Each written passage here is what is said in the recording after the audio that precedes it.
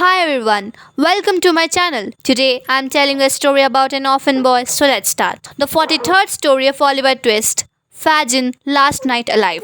The court was full, inquisitive, and eager eyes poured from every inch of space. All eyes were fixed upon one man, Fagin. He stood there. He had scarcely moved since the trial began.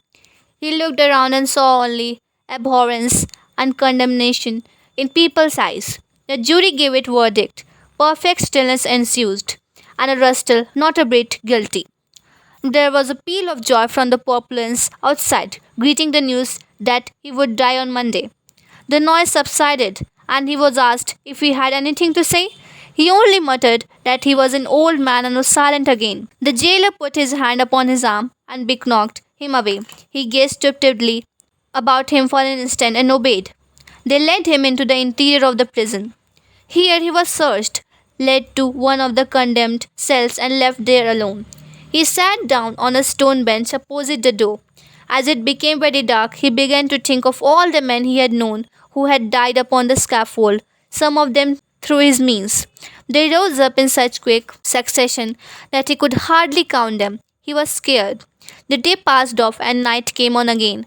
A night so long and yet so short. Long in its dreadful silence and short in its fleeting hours. Saturday night, he had only one night more to live, and he thought of this. The day broke into Sunday. It was not until a night of this last awful day that a withering sense of his helpless, disseparate state in its full intensity abound his blighted soul. He cowered down upon his stone bed and thought of the past. Mr. Brownlow and Oliver appeared and presented an order of admission to the prisoner, signed by one of the sheriffs. They were immediately admitted into the lodge. "It's not a sight for children, sir." "It is not indeed, my friend," replied Mr. Brownlow. "But my business with this man is intimately connected with him. I think, even at the cost of some pain and fear, he should see him now."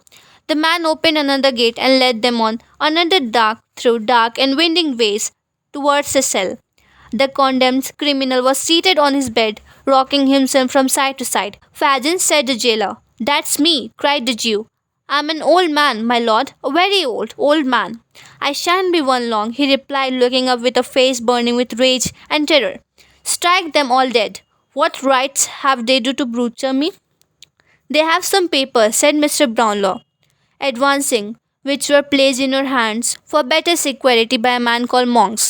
"It's all a lie together," replied Fagin. "I haven't one, not one."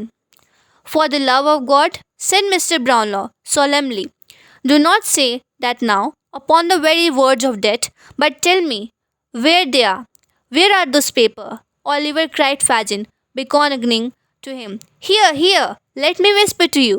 "I'm not afraid," said Oliver in a low voice, as he relinquished Mr. Brownlow's hand. "The papers," said Fagin, drawing Oliver towards him, "are in a canvas bag, a little way up the chimney in the top front room. I want to talk to you, my dear." Yes," replied Oliver. "Let me say a prayer. Do let me say one prayer. Say only one, upon your knees, with me, and we will talk till morning."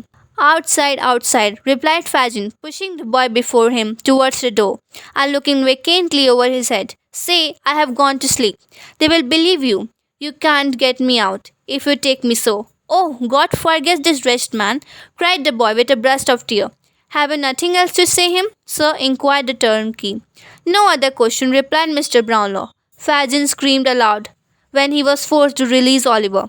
He was some time before they left the prison.